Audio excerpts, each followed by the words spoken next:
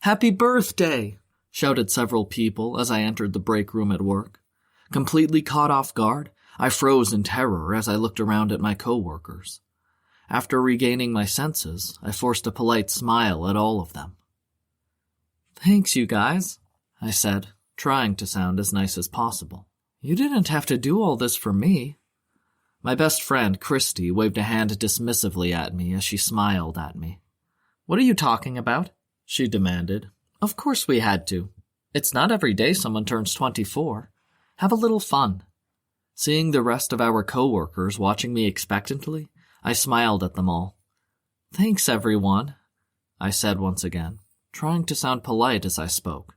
"I do appreciate it all." Seeing the birthday cake with the lit candles, I took a deep breath and blew them all out. "Let's get some cake," shouted somebody from the back of the room, but I quit paying attention at that point. I wasn't sure whose idea this all was, but I was convinced that it was by accident. No one at work knew I was a little, and I preferred to keep it that way, even if it meant suffering through something as embarrassing as this. So, when I was offered a piece of vanilla cake, my least favorite cake, I sat down and tried to make conversation with the other employees. Everyone seemed surprised that it was my birthday, which seemed a bit strange, but I accepted their well wishes as they gave them. The last thing I wanted was to make everyone feel bad for this kind gesture.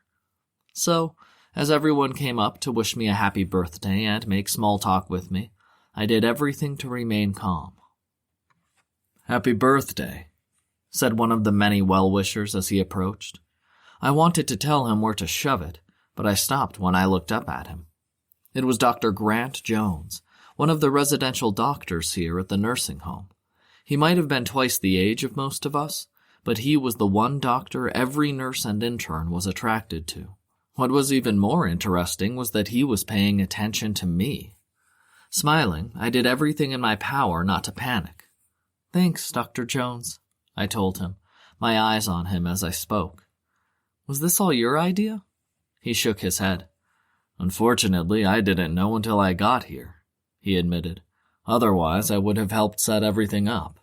Disappointment started to set in as I tried to remain as calm as I had been. "That's okay," I reassured him. "Thank you, though." He smiled as he nodded in response. "So, do you have any special plans for your birthday?" he asked, and my heart leaped for joy. Was he asking me out? It certainly felt that way, and I wanted nothing more than for the answer to be yes. Taking a moment to put my thoughts together, I shook my head. "Not really," I informed him. "I get off at 4 today, but other than that, my day is pretty open." He smiled as he looked around, almost as if he wanted to share a secret with me. "How would you like to meet up after work for a special birthday surprise?" he asked, confirming the hope I felt.